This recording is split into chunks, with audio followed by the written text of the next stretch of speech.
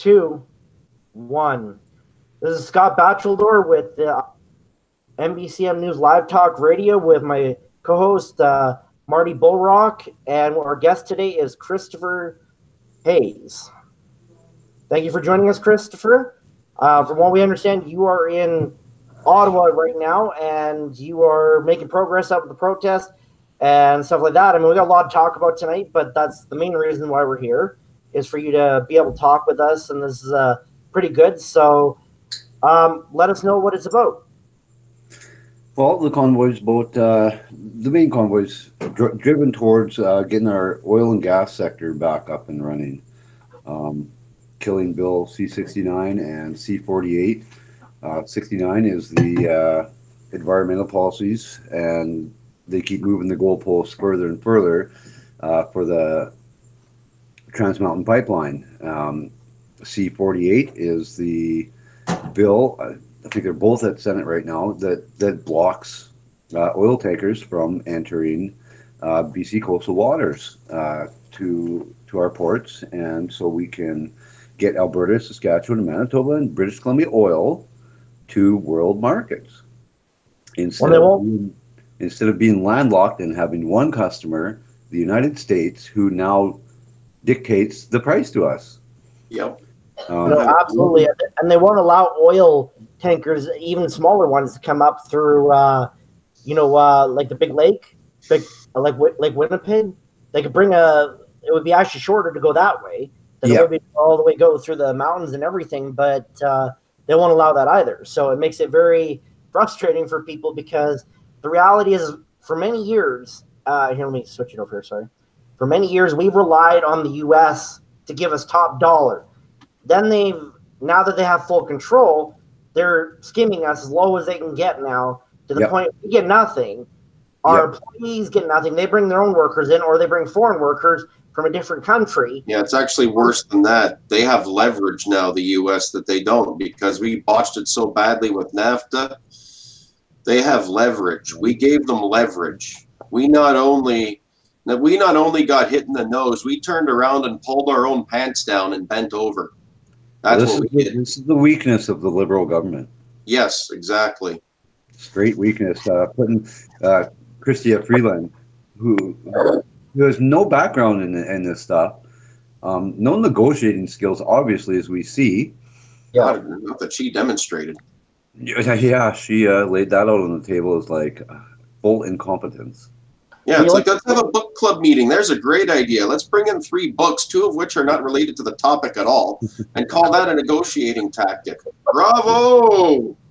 Yeah, Trump was off all the way to the bank at NAFTA. When you look at Climate Barbie, she has no experience in knowing anything about climate change, or whatever they want to call it, other than the collecting of the money part.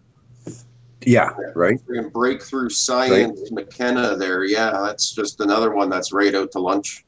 Like, it's the same tired narrative. Global warming, man-made. It's all Canada's fault. We got to do more. I'm like, well, what? No. Like, are you serious? Like, funny. I read some statistics the other day. Bill Gates, since he brought forth this man-made climate change, he's banked over $112 million. Like, so what is it? The climate hasn't changed, and yet these governments and these businessmen like Bill Gates are getting mega rich off of all the people aren't standing up. Well, we are standing up in Canada. Yeah. So I've noticed there was a lot of people there, but it was still hard to see because of the video. What would be the estimate of how many people showed up today so far? Including Antifa? Sure, why not? And all their supporting officers with the yellow vests as well. Yeah. Oh, there was lots. These cops were shaking our hands. They're high-fiving us. They were donning yellow vests as well.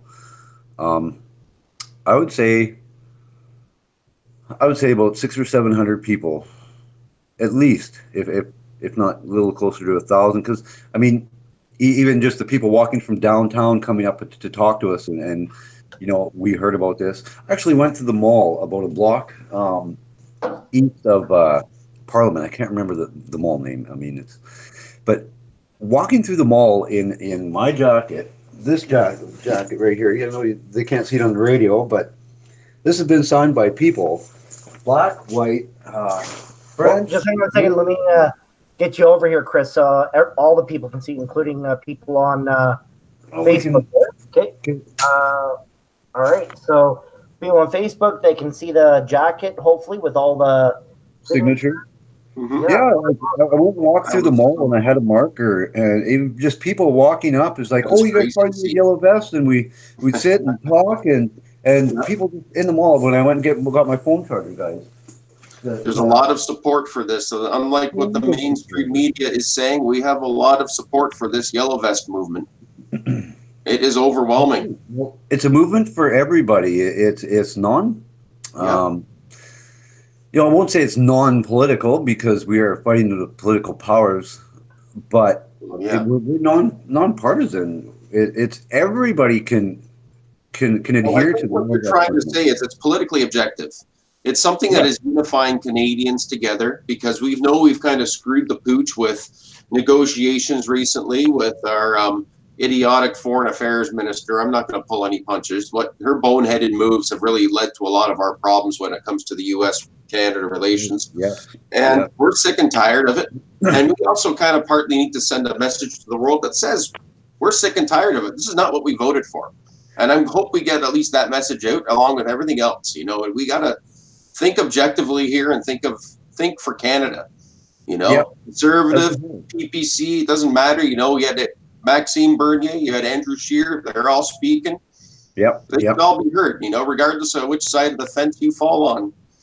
It's all about Canada in the end, you know what I mean? We need to get rid of incompetent leaders. But that's just my 2 cents on the matter there. Yeah, well, actually, get rid of incompetent leaders there.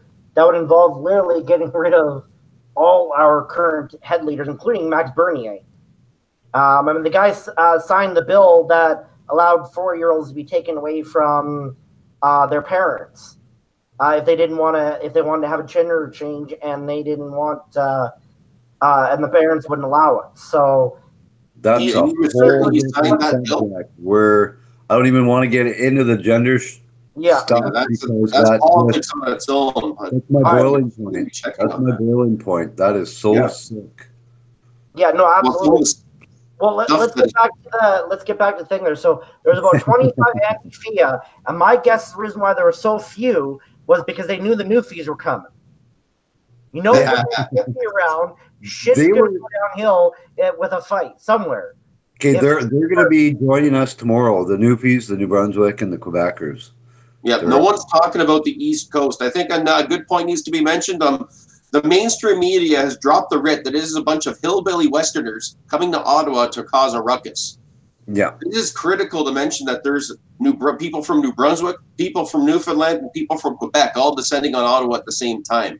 This is not West versus East. This is international. This is basically the elitists, globalists versus the Canadian patriots, the nationalists, the blue-collar, hard-working Canadians.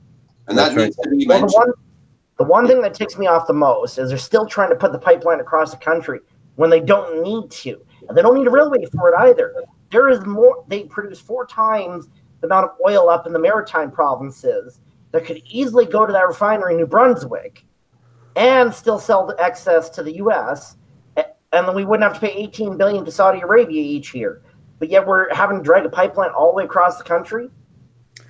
Well, it's pretty funny. There's not a province in Canada that can dictate anything to the federal government, except Quebec. You know, Saudi oil is exempt from the carbon tax. I mean, Saudi oil coming into Canada is ridiculous. Just saying it is ridiculous. Yeah. Look, I can see that oil at all. Like, I can see we're bringing U.S. oil. That would make a bit more sense. But we're bringing stuff all the way from Saudi Arabia, and we're an oil-rich country. Yeah. No, it's just pure stupidity. So I get that, and I get this. People need jobs. People need careers. And people don't seem to forget the reason why a lot of people don't want Saudi Arabia owning anything in here is pretty simple. Because when the oil crashed, it was because of those guys. They decided to put their law saying they would not legally And they're not allowed to legally sell anything over $40 a U.S. barrel. And then someone assassinated their leader. And the next one comes and says, "Oh, there's no wrong problem with the policy. We're going to keep it the same way." So that kind of backfired. Well, yeah, there's rumors of that. I don't think they got their leader, though. I remember that incident in April, but I don't think they got – that seemed like a failed attempt. But I know what you're talking about. I know what incident you're referencing, but there is a lot of bad blood, a lot of water under the bridge between Saudi Arabia and Canada. And I honestly think that they should not have been allowed control of our wheat board. They should not be allowed to control the oil prices the way they do. And I don't get why the West keeps bending over backwards for that kind of nonsense. You know what I mean? Cheap oil. It's a dollar figure. Well, it was only cheap recently, though. That's the other thing. It was expensive oil. $9 a barrel and still be making $1 a barrel, and they're more than happy with that. If they crash the industry in a different country. Well, they only crashed the industry to keep Russia, to keep Canada, keep Venezuela. They didn't want them. They wanted them out of the picture because Venezuela, for years under Chavez, was signaling dissent with OPEC at the very least. Yep. In Canada, you know that we were talking pipelines under Harper for years, getting the oil sands up and going, and we were going to become an energy giant ourselves as well. And Russia, a lot of it can't be understated. Russia was digging themselves out of their Soviet bloc collapse, and they were selling oil and natural gas, and they wanted to sell it to Europe through Ukraine. And all of these politics have collided, and it all connects into stuff that has been going on in Afghanistan and Syria. Like, they wanted to make a pipeline that joined Saudi Arabia through Afghanistan, through Syria, through Iran into Europe as well. There's a hint there as to why we had to do all those silly wars in that region as well. Yep. Let's take a quick break for commercial. Yep, go right ahead, Scott. All right, so this show is brought to you by the Underground Social Network. Best place to go. Don't have to worry about getting banned like Facebook, and the best alternative to Facebook. Go to canund.com and CANUND.com for the best experience ever. See you there. All right, back to our show. Yeah. Well, yeah, and the whole idea is to keep financial control in the hands that they're currently in. They don't want to have this paradigm shift of oil and energy wealth move around. And they've been acting in their benefit ever since, basically since day one, since the end of the Cold War. Yeah, and our politicians are in their pockets. It's no coincidence that SNC does the majority of their work, or their biggest contractor is in Saudi Arabia. So it just makes sense that Saudi Arabia supplies Quebec with oil. I mean, that's all got to be part of the deal. Yeah. Well, the thing that ticks most people off is that Quebec sits on more resources, natural resources, than any other province. They just refuse to do anything about it. And yet, so Alberta has to pick up the slack, and a lot of other provinces, for this equalization tax bullshit. And all it is just a tax grab, so that way they can give it to Quebec so they don't leave. And we got to end this equalization. If they started actually charging their in Quebec, they get free university and college. All the rest of our kids have to pay. Well, that's paid for by Alberta Oil, Saskatchewan Oil, Manitoba Oil, BC Oil. And we're still paying equalization payments, and they get more of a percentage since they kind of put a small review on it. And now what do they get? 13% more? They're up to I don't know what it is, but I know that this year they got $13.4 billion. Out of 20.9 or something that was available. Something like that. I think Manitoba got a little bit. There's a maritime province that got a little bit. And then you just see the goose eggs across all the other provinces. 0, 0, 0. Yeah. You see what it is. It's a hell of a scam. We're in recession here because of all this lack of access to tidewaters. We don't have the money to spend right now. No, that's why it's so amazing that all of you guys ended up going all the way up there for this rally. I mean, they took a lot of resources getting that many people up there. Somehow you guys made it work. It does. And thank God to all the Canadian people who donated. I think when they left Red Deer, Alberta, on the 14th, right? On the 14th, it was at $39,000. So that doesn't take long to spend when you're 5 or 6 grand for hotels alone every night for a 8 or 9 day trip here and back.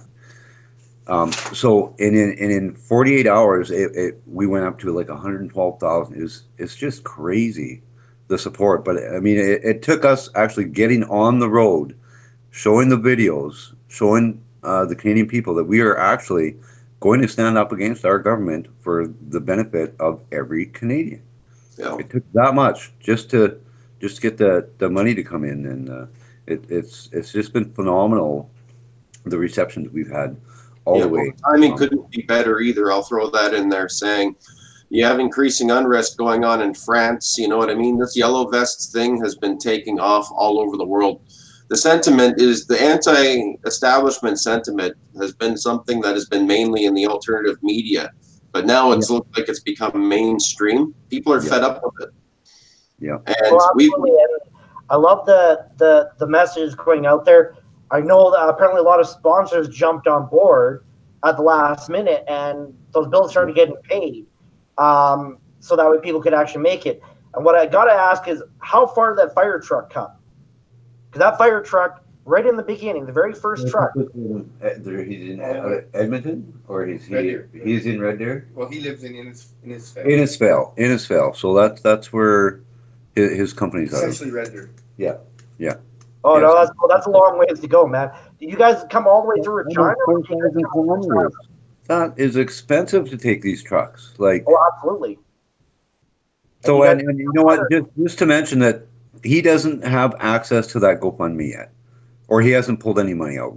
Either way, so that has to be. So this is all coming out of just a handful of people's pockets. Is this entire cost of this trip, and then they will be reimbursed after they get back.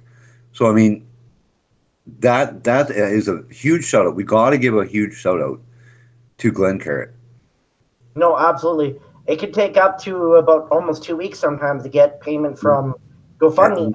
And Haley White and Mark Friesen, and let's just give a shout out to the National Coach Lines, because they made the bus happen, right? Because when it was only at $39,000, or even before, less than that, to try, like, National came to we were talking with the bus driver and the owner of the company, that he gave Glenn a deal he couldn't pass up, like for the price of that bus to come all the way here and then go all the way back to Red Deer. Yeah. So National chartered coach, I guess. Big shout out to them. I got a question. How many buses does this company have, I wonder? I don't know. I never did ask that question. Well, there's quite a few buses because I've been to his yard. I would say 25. 25. Wow, because if we could have filled all those buses, that would have been crazy. Because that would have been insane. Well, I mean, now that we have the underground, you're not going to be shadow banned. You're not going to be banned. You're not going to be restricted because you're hosting an event. So it makes it so much easier to get the information out there, which is pretty cool. So if you guys don't get on there with their company, just say, hey, get it on there so when we do an event next time, people know that you can provide for that, because we didn't have any clue. Not a lot of people knew about it. No, well, Facebook has been editing. Like, they haven't let a lot of posts go up, especially with keywords in them, like United We Roll, that huge keywords there. Yeah. They haven't allowed a lot of posting or a lot of sharing. It's censorship at its worst, I guess, or finest. I don't know how you say that. I would say finest. They both work. It's ridiculous. You can't get the message out there. They've been censoring people left, right, and center. And we're at Canon. We're not about that. As long as you're not inciting riots or anything like that, we don't care. Just keep things legal. Well, we don't promote violence. There's no way. Yeah, just don't promote porn or violence. Yeah, that's right. Well, I mean, for the most part, as long as you're not going around saying we're going to go kill people, we don't give a shit.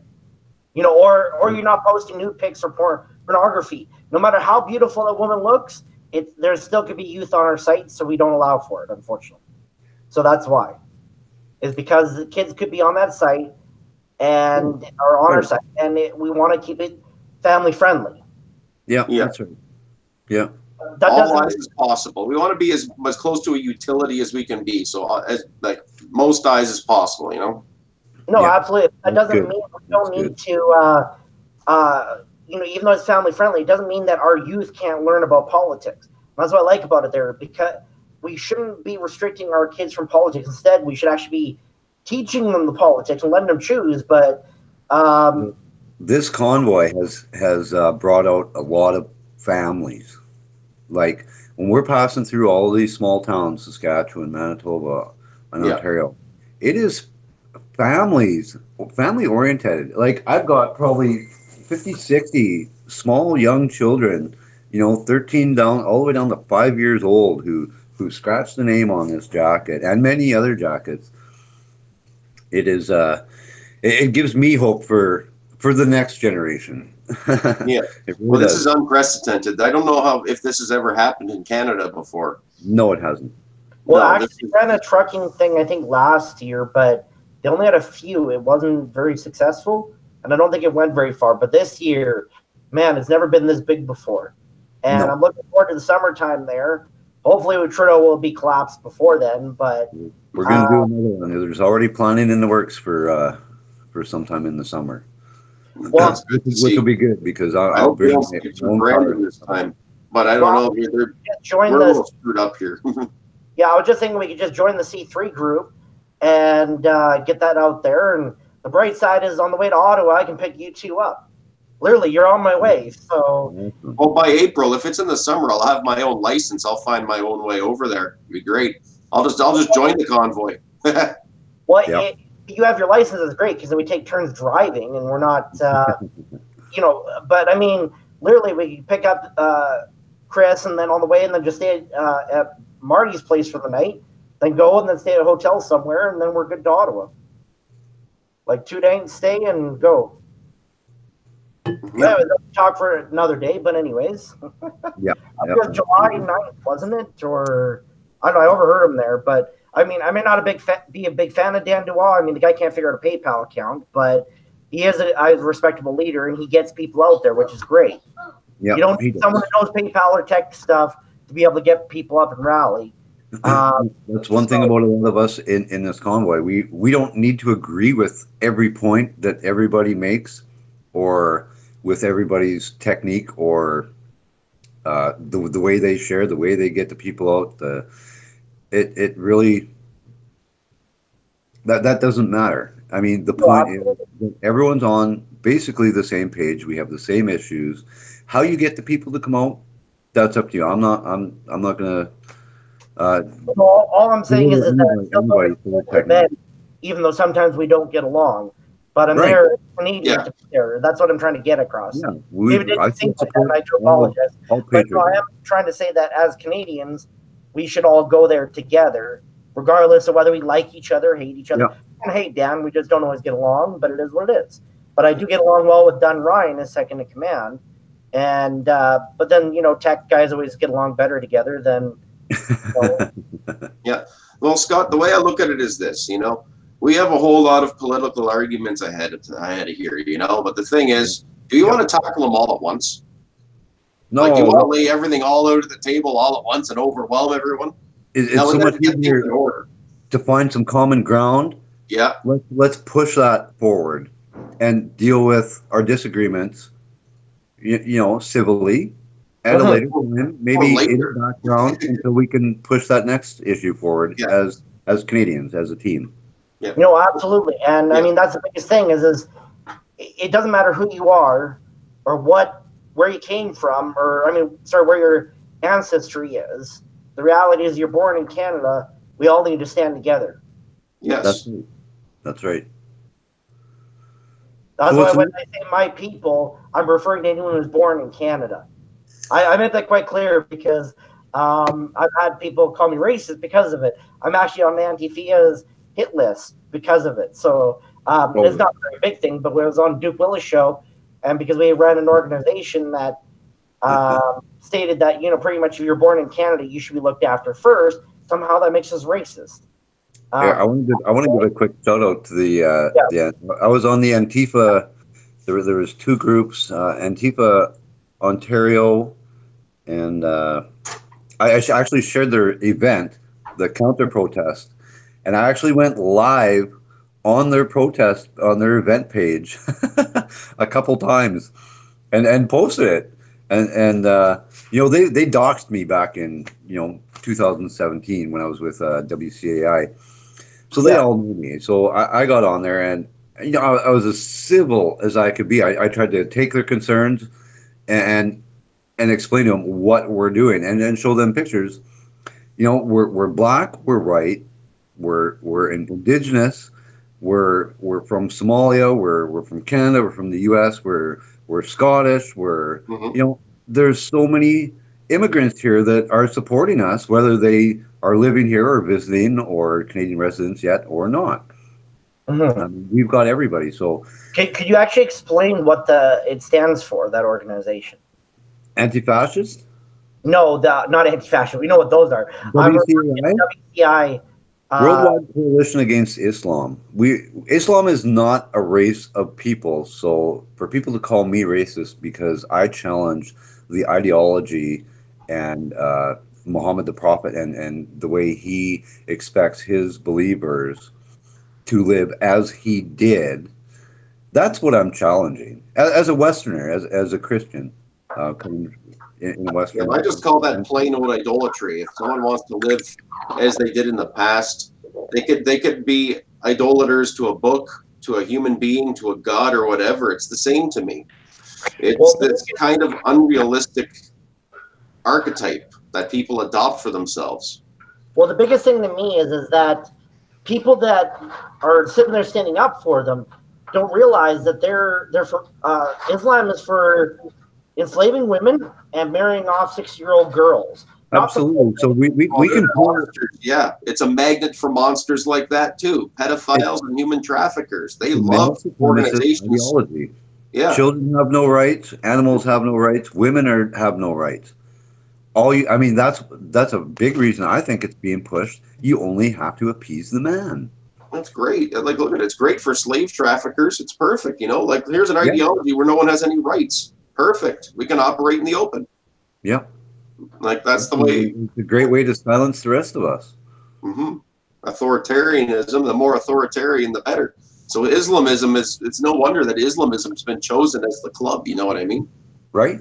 And even by Pope Francis too. I can't believe what that guy's doing. That's a whole different subject. Well, what bothers me is one thing that is not being talked about too much in this Covington case is that Catholic diocese or whatever, however you say that, I don't know how, like the word diocese or whatever that is. Scott can Diocese. probably help me there. Diocese. Sorry, just give me a second, guys. Yeah, well, however you say that.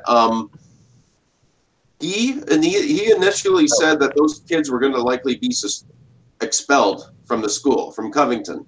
Initially, it's before any evidence was gathered, before anything was even heard. And he was forced to apologize. He did. But you don't hear anybody in the media talking about that. No. You know what I mean? How he bent over backwards on his own so quickly. Yeah. Yeah. Yeah. And that's the kind of cowardice we got to stop with this in this West, in what we're doing right now, Like a lot of it is ideology, but the other part of it is we're not standing up for our own culture and our own laws. That's right. That's a lot of it right there. It's about culture. It's standing up for your family, standing up for your country. It's all the same. It's your culture, your family. All your culture is your collective behavior. Like your own family has its own culture, if you really measure it. Yeah. And behavior over time. Yeah. Yep. Over the course of the history of your nation. Yeah. And that's good. That's good. Yeah, we have to protect that. And the fact that our governments aren't really doing a great job about it is one of the main push factors for the Yellow Vests itself. Yeah. It's like a lot of these people are marching because our jobs are all overseas, destitution in the prairies. How many people are in this conflict because of that? They're being, they're being given to the new immigrants in large numbers. I mean, I live in a really small city, Yorkton, Saskatchewan, and to see the demographic change right here in a town of 25,000 people, it's mind-boggling why we're allowing this number of immigrants to come in. It's not that I don't like the Filipinos. My brother's married to one. I dated one. They're awesome people. They're very hardworking. They come here. They add culture to Canada, and they take Canadian culture home. But they're Christian, most of them too. They're not. That's right, and they are. Culture. Timothy, the people who are East Indians will say, we can't blame these people for wanting to come to Canada. This is our government over there opening the gates to people who actually who need it. But I mean, it's detrimental to our workforce here in Canada. Mm-hmm. Well, it is. Well, there's certain cultures in the world who will self-ghettoize and and then they'll behave in a supremacist fashion. We have to watch for that. We can't let too many of those people in, because then we'll end up letting hostile agents in. Essentially, that's what I'm referring to. A lot of these Islamist factions, where you take it out from Canada and you go over to Sweden for a second, where you have Islamist Sudanese versus Islamist Somalis. They're fighting each other. Neither side likes the government. They've essentially turned the Malmo district into a war zone. We got to watch that, because that's what could happen in Canada if we keep on this course. When you look at South Africa, how fastly that turned over. I mean, I get it. It's an African country, and we're, they want to take the country back. But at the same time, the way they're doing it, they're going out and killing anyone who isn't white. Anyone who isn't black, pretty much. Yeah, they've killed people, white people, anything. Yeah, it is a very primitive and tribal way of thinking of these things. It isn't the color of the skin or where they're from. It's like you're killing your own farmers in the end. I mean, that's the ultimate issue here is, okay, now we're going to have a famine like they did in the Congo because we're idiots. I mean, that's going to be it in the end. You're idiots. Am I allowed to drink during an interview? Well, we can go for commercial. All right, so this show is brought to you by the Underground Social Network. It's a great place to come, hang out, make friends, and you don't have to worry about getting censored or banned. As long as you don't post pornography, we're all good. Or break the law. All right, back to you, Christopher. All right, so we were on there today. We've done 4 videos today, so I'm pretty exhausted. I can only imagine how you are. I've been all around town. I haven't stopped since we've been going since this morning. But, I love what you guys did there and was out there, kind of thing. And describe it more. I mean, you said that at one point there's like 4 feet of snow and... Oh, yeah. And instead of putting us on the brick or cobblestone, whatever it is, walkway right up to Parliament, they put us where the skating rink was. Or usually was. I actually didn't see the multi-or $1 million skating rink, but they got rid of that last year. And we literally had to walk through 3 feet. It's over my knees, 3 feet of snow, and we've got people in wheelchairs. We've got elderly with canes. We've got children. So I actually spent my first hour there. After I did my live feed to you, Scott, first thing off the bus, I spent my hour tramping snow down because I had big winter boots, and I felt it needed to be done. It needed to be done. It was semi-packed snow, but I mean, I fell through it. Everyone was falling through it right up to their knees. And so how do you walk in that? Let alone set up a stage and sound system, and it was. So you have a stage where it was crap. They didn't clear the snow, and they put us in the deepest snow on the freaking property. And so I spent my first hour. So I am tired tramping down snow so people could walk a path in and stand around in front of the stage. They had a stage. They had actual elected politicians in there, and nobody could have shoveled the freaking snow. That's retarded. Well, the snow was unshovelable. You needed a bobcat or something with a snowblower on the front to get in there and blow it out of the way. So we did the best we could. We put 500 people up there, and everyone just trampled and trampled and trampled. And it was still a hell of a spectacle regardless. Like what I saw this morning was live streamed, and it wasn't just you guys. Rebel Media has been all over this. Oh, and Apparently, Facebook. one of their reporters was assaulted. I wanted to ask you about some of these things. In regards to Antifa, there was an assault apparently against a Rebel Media reporter, and I'm wondering if you knew any details about that. No, I don't. Except the reporter's name was Kian Brixt. He was for the Rebel there. If he was assaulted, no, I didn't even see him on the bus. The times I did go and warm up and try and get a new phone charger and charge my phone and stuff. So I'll get more information about that, and Okay. we can do this tomorrow. I'll be live with Scott. When I get there, I bought some little heater packs to wrap my phone in so the battery doesn't die and freeze. And so No, tomorrow absolutely. we'll be more prepared for you guys. No, absolutely. We're going to be back here at 9 a.m. for Central Standard Time, 10 p.m. Sorry, 9 a.m. Central Standard Time, 10 a.m. Ontario time. And so this way it should give people an idea of what time zone that they're in to come watch it. And we're going to try to get as much coverage as we can. So this should be quite interesting. What's going to happen tomorrow. I'm hoping that if you come out with the new feeds, that would be awesome to go and see them finally get their ass kicked.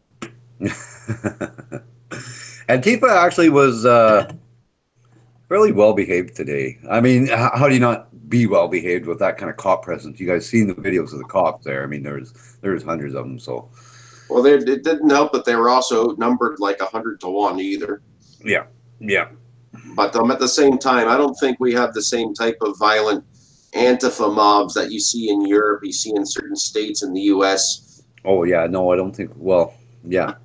Calgary put out a couple violent guys when I was there with WCAI. Winnipeg, they employ or appeal to some of the gang members there who are very violent. I know Yellow Vest movement in Winnipeg has been attacked before. We got one of their guys here, one of the organizers for the Yellow Vest Winnipeg, and he's been attacked before. So Winnipeg is a tough sell. Winnipeg is a tough sell, and Antifa's got some numbers there too. Well, Winnipeg's got a lot of different types of gangs and cliques. Like we're pretty corrupt in Manitoba in general. We're very similar in a lot of regards to Quebec. Yeah, bureaucratically and culturally, it's gotten pretty bad. Yeah, as far as the rest of it goes, I'm just all ears. We'll just keep an eye on this, and we'll keep calling it as I see it.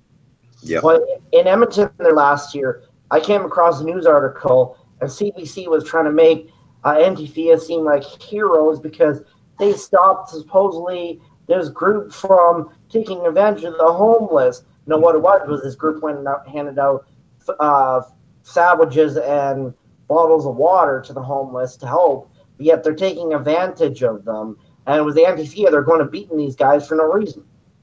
Yeah. Where was this, Scott? Doesn't have any morals. This was in Edmonton, Alberta. That sounds like a Bear Clan patrol. It sounds like Antifa attacked a Bear Clan patrol. I'm going to look into that. It was it's not Northern Guard, but it was not Bear Clan. It was a different name altogether. But they, I remember their name. I just not right off the top of my head right now. But yeah, no, they are quite a famous name across Canada too, and they do a lot of great work with homeless as well, and helping with either from clean needles to food and stuff like that. Well, that's precisely what the Bear Clan does in Manitoba. They don't do clean needles, but they do give food out, and they do collect data on the meth crisis. Yep, that's good. Yeah, if they're starting to get attacked by Antifa, it might be good to get the word a little bit out, because that's exactly what Bear Clan does out in Winnipeg and out in Brandon. Yeah, no, absolutely. Like in Toronto too, there when WCI there, sorry, I forget the full initials, but the World Against Islam organization went to Toronto, and there was an ex-Muslim lady who was standing her neck out. And unfortunately, only 3-4 people showed up because everyone had no warning. And then Joey D at the last minute canceled. And then I guess everyone was still going. So it was a friggin' mess. But anyway, so about 300-400 Antifa show up. And so these cops are trying to protect 3-4 people.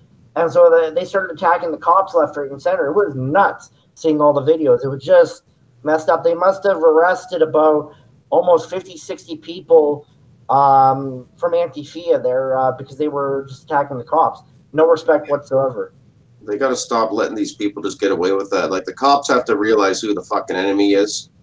And I don't care if I get dinged for swearing tonight, but it's pretty obvious when you have only one group consistently attacking the cops, lying about who's attacking the police. I mean, don't tell me the police aren't gathering the data and recording who is actually causing the violence. And then it goes up beyond that. Like, what are these magistrates and justices of the peace doing as well? Again, I have to say this is uncalled for. Like, these people are causing problems, and people are just letting it happen for whatever reason, and it shouldn't be allowed to happen. You know. Well, I've seen that a lot of times with videos we were watching, because a lot of times I do video editing for some of these groups, and this guy, like these group of people, they're walking down the Patriots, they're just heading to where they're supposed to go, and Antifa comes up and just starts whacking them with whatever they can. So they turn around and give them a good whack back. They don't know what the hell to do because they're not used to people fighting back, and when they do, they start running. It's funny. Joey D himself, I know every time that they try that with him, he just knocks them out and they don't come near him again. Sometimes they have to get the word across that way. If they don't listen to dialogue and the police aren't going to do anything, what else do you have? You either got to run away yourself or you have to fight back. You have no, like, they're literally cornering people, and this is happening often in plain view of the authorities. Well, it was the same with Antifa. We tried to open a dialogue with them, and it was just nothing. I'm all for standing up for your rights, but violence should be a last resort. But absolutely, if these guys are going to attack you and hit you, hit them back hard. Yep. Well, violence on our side would be a defense mechanism. You know, we're not going to get sit and punched in the face repeatedly. We're not going to allow our women or our elderly or our children to get bullied. So, you know, we're not going to go and beat them to the ground and continue beating them either. Mm-hmm. You know, defend yourself until the threat is stopped. And by law, we're allowed to do that. So we're kind of lucky that nothing major happened today. I will look into the rebel attack there. Yeah, I'm just wondering if it's because I know the rebel they're mainly on the right side of things, but they tend to sensationalize and overblow things from time to time. So maybe there might have been just a shoving or a shuffle or some sort of act of smug ignorance. I don't know, but they were pretty gung-ho on their claim of an assault. So I did actually want to clarify that law you were referring to. We actually legally don't have the right to defend ourselves. If someone comes up and hits you and you hit back, they can charge and arrest both. Supposedly, according to law, you're supposed to call the police, even though they're right there not doing shit. And somehow they're supposed to interfere. That's what the law states. If you go and actually hit back, then both can be charged, which is stupid. We don't have laws that allow us to protect our own existence. And this is why we need change. Yep, I agree.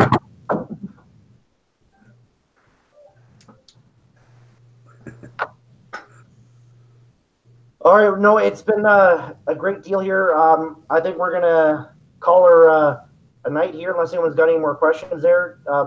Bullrock, you all good? Or? Well, I did have a couple of questions in regards to how this unprecedented event today in Ottawa, like, that can't be understated here. Like, I have never seen in my lifetime Canadians be so motivated to protest their sitting government in Parliament Hill than I have now. And it is something to see. And I just wanted to ask, like, question. I already got one out as far as politics is concerned, but I think it looked like it was fairly united, regardless of whose side of the fence you fell on the right. There wasn't much of a leftist presence, but how were the police interacting with the Yellow Vests? Was it mainly cordial? Was it mainly warm? It was very warm. I don't think there was any snobby cops there that smutted us or anybody I talked to or anybody I've seen talking to the cops, which was everybody was talking to the cops. I mean, we were saying thank you. They were the heroes that kept this rally, this protest as peaceful as it was. Because if they weren't there, Antifa would have rolled right up, and done the Antifa thing and become violent. Yeah. Well, So, yeah, I don't think they would have gotten very far if they were outnumbered. So I think Antifia would have been put down pretty quickly. So Well, if they just showed up in the numbers, if they had a few hundred people, they would have caused some violence. Yeah, They would have. I'm not kidding you guys. There was some of us that were waiting for it. There was a couple yellow vesters from Ottawa that had jumped in and that have had scuffles with Antifa before that were doing a little bit of instigating to They have to watch that. get riled up. I'll tell you a little bit of a secret that goes back to my infantry training. Learn something called the use of force continuum. Yeah. The police are trained in it. The infantry are trained in it. And unfortunately, you can't do any instigating anymore, which kind of takes some of the fun out of it. But if you ever get into kinetics with Antifa and you practice what is dictated in the use of force continuum, which includes reasonable force,